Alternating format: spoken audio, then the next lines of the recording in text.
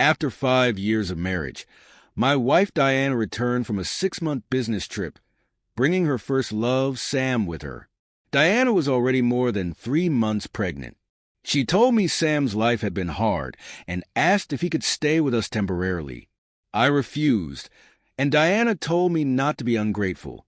Her tone was full of disgust, as if she had forgotten that this mansion was mine, and her whole family had been living off me and using my resources. This time, I decided to stop supporting them. I smiled and called my assistant to prepare divorce papers right away. A woman who married into wealth shouldn't dare to bring her ex back into our home openly. I had been eagerly waiting for Diana's return after her business trip. Early in the morning, I arranged the souvenirs I had collected for her over the last 6 months and asked Mrs. Wilson, our housekeeper, to prepare a table with all of her favorite dishes. Then, the front door opened, and Diana appeared with her arm around her ex-boyfriend. I was shocked. Sam walked towards me with a smile, looking at me with a smug expression. He said, "Liam, long time no see." As I looked at my wife's pregnant belly, I felt a wave of anger. Sam seemed to notice and quickly came to my side, holding my wrist. He said in a soft voice, "Liam, please don't be upset. This is all my fault. If you want to blame someone, blame me. Please don't hurt Diana." Sam's words hit me like a shock. I hadn't said anything, but Sam had already told me everything. Diana was watching me closely, ready to rush in and protect Sam if needed. I clenched my fists and glared at Diana, asking, "Aren't you going to explain?" Diana sighed, looked at Sam, and said in a gentle voice, "Let me show you to a room first. I'll handle this." Her calm tone left me stunned. In our 5 years of marriage, I had never heard her speak like that. She had never spoken to me like that before. Under my watchful gaze, she supported Sam as they went upstairs. The driver brought in 3 large suitcases, which seemed to suggest that Sam had moved half of his belongings here. Even though Sam looked healthier than I did, Diana protected him as if he were fragile. I collapsed onto the sofa, waiting for Diana to settle Sam and give me an explanation. As I listened to the annoying laughter coming from upstairs, I was about to rush up when the doorbell rang.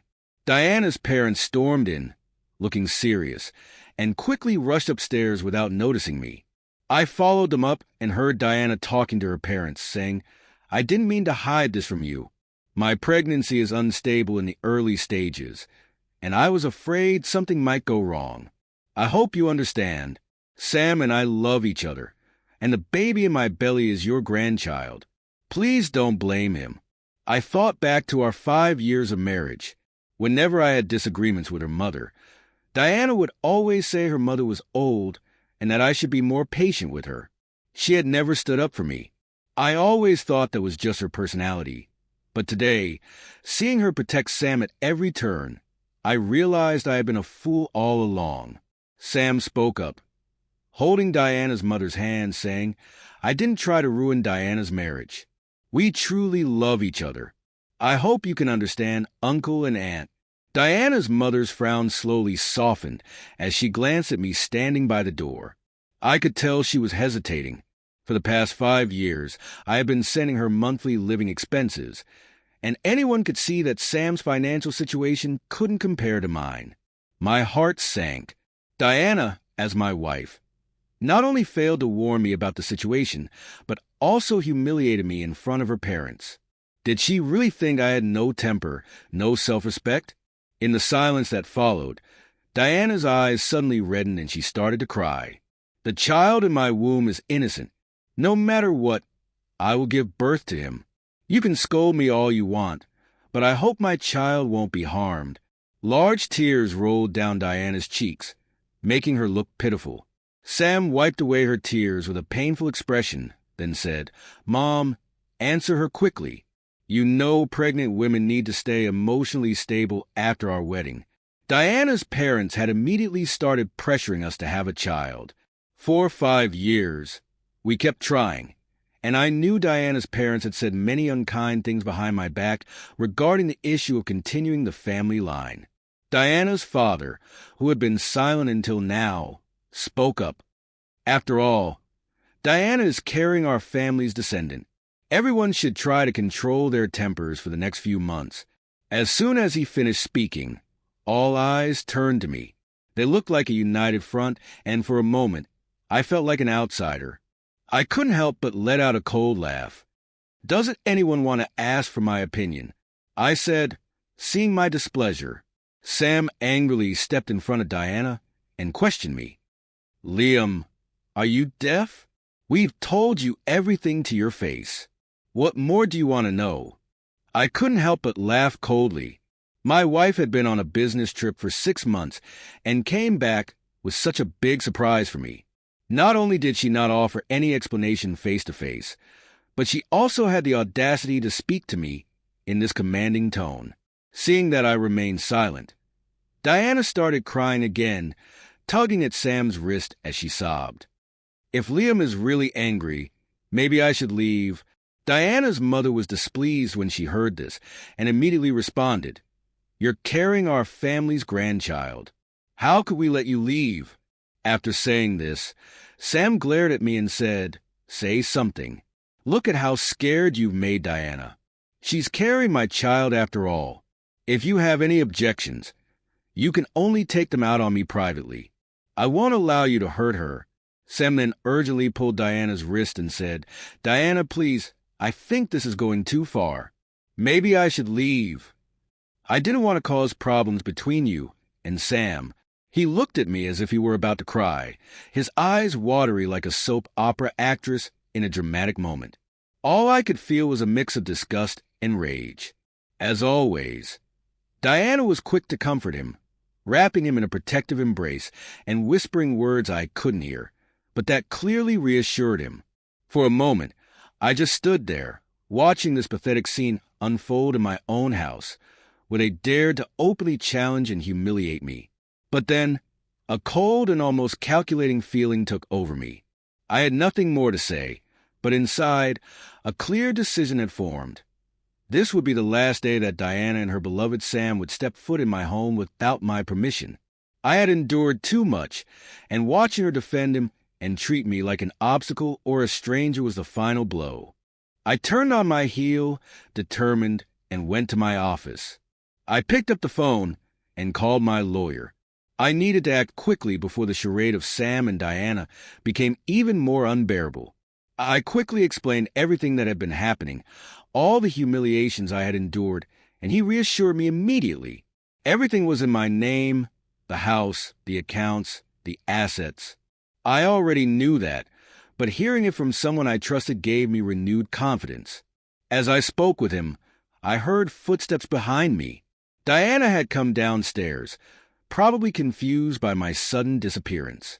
Not bothering to hide the disdain in her voice, she asked, "What are you doing, Sam?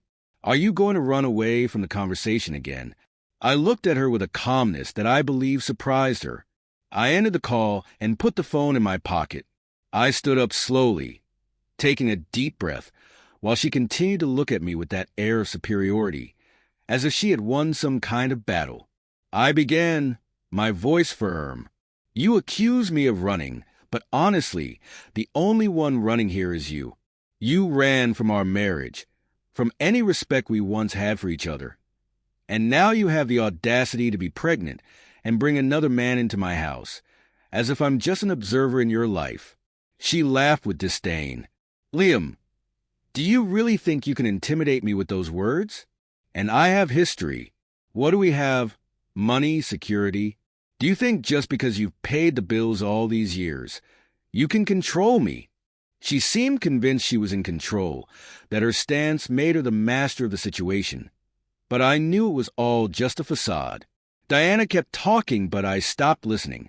I walked to the door and opened it, making a determined gesture that told her to leave. "This isn't an invitation, Diana. It's a warning. Take Liam, grab your bags, and leave now. I'll send you the divorce papers as soon as possible, and let your family know as well.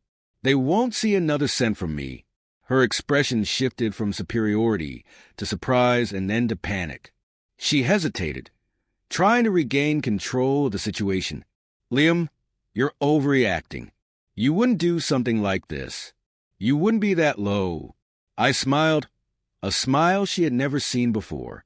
Oh, Diana, you have no idea what I'm capable of. All these years, I stood by your side, putting up with every comment from your mother, every thinly veiled humiliation. But I held on to the hope that one day you'd see the value in what we built together. Now, it's clear you never respected me. She tried to argue, but was interrupted when Sam came down the stairs, clearly uncomfortable with the situation. He realized something had changed. I was no longer the submissive husband who was ready to forgive everything. He placed a protective hand on her belly, as if I were a threat to the baby.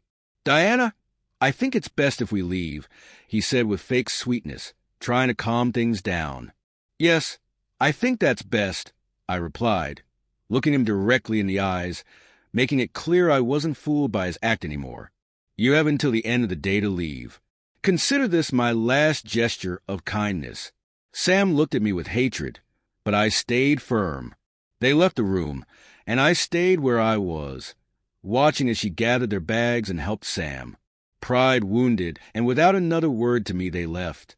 The house, which had been the setting for so many memories, both good and bad, was finally free of that weight, that false front. When the door closed, I felt a wave of relief and, at the same time, sadness. But it wasn't for Diana. It was for the time and energy I had wasted on someone who never truly saw me. I called my lawyer again, informing him of Diana's departure and asking him to proceed with the divorce. That night, I sat alone at the dining table, but in peace. As I ate, I thought about the future and all I still had to rebuild for myself. In that moment, I decided I would never again allow anyone to treat me the way Diana had, and that I would always stand firm, no matter the relationship. After that night, when Diana and Sam finally left my house, an unexpected calm washed over me. For the first time in years, I felt fully in control of my life, my decisions, and above all, how I would respond to everything they had put me through. But that feeling alone wasn't enough. I knew they had escaped the situation too easily, without truly understanding the consequences of their choices. It felt like an open wound, and I couldn't let it go unanswered. In the days that followed, I stayed in constant contact with my lawyer to speed up the divorce process. The house, bank accounts, and Diana's assets were all tied to mine in such a way that, with just one signature, she would lose almost everything. For years, she had become accustomed to luxury, trips, meals prepared by renowned chefs, a life she only had because she was with me. Now that privilege was about to disappear, and I would make sure she felt it deeply. The first news I received was that she was desperate, trying to find a place to live with Sam. They had moved into a small apartment in the suburbs, a very different area than Diana was used to. Sam, of course, wasn't pleased with their new reality. He had come to destroy my marriage, thinking he would take my place, but all he ended up doing was sharing rent for a modest space with a ruined woman. Diana was also facing problems at work due to the divorce. I decided to end all associations and contacts she had gained through me. I informed everyone in our business network about the separation. I made it clear that he no longer represented my company in any way. The impact was immediate. Diana lost access to the connections, clients, and network I had built with great effort. Now, she was just another face in the crowd. For me, these steps were necessary but not enough. I wanted Diana and Sam to truly feel the consequences of their choices, so I decided to act more directly. I hired a private investigator to document their life in that apartment. It didn't take long before I received a full report. Sam and Diana were constantly fighting.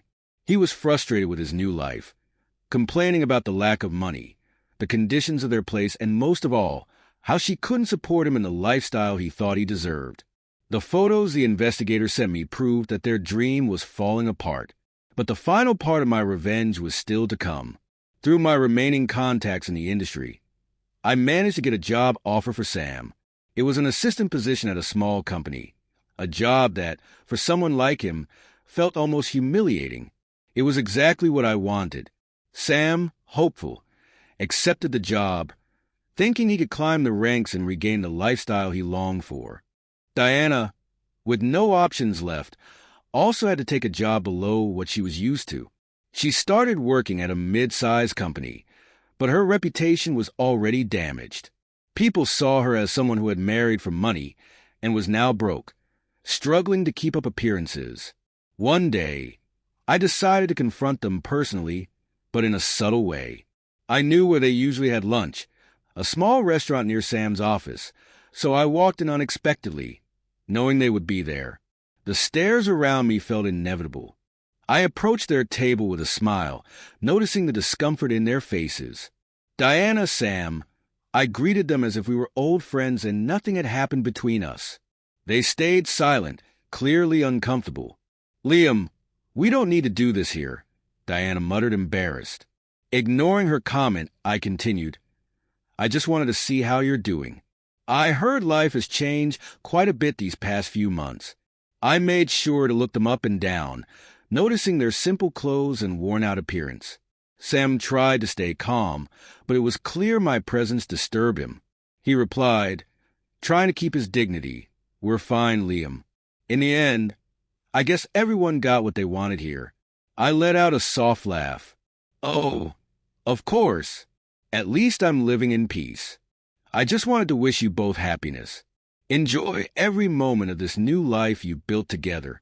I smiled with pure irony and turned to leave, leaving them with their plates and their mediocre life. At that moment, I felt truly free. They were trapped in the life they had created for themselves, and there was nothing more I needed to do to make their situation worse.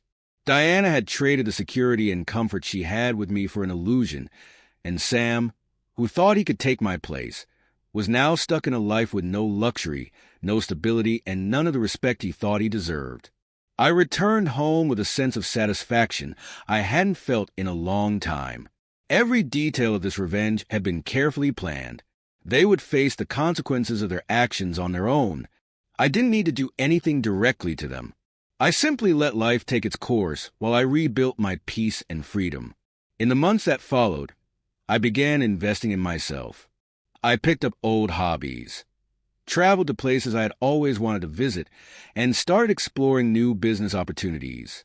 The life I built was finally free of any shadows from the past. As for Diana and Sam, I heard their relationship didn't last long. Sam, unsatisfied and frustrated, eventually left Diana, leaving her with nothing and no one. When I heard about their end, I simply smiled to myself. They had planted their own seeds, and now they were reaping the consequences of their decisions. As for me, I finally felt like I had closed that chapter of my life.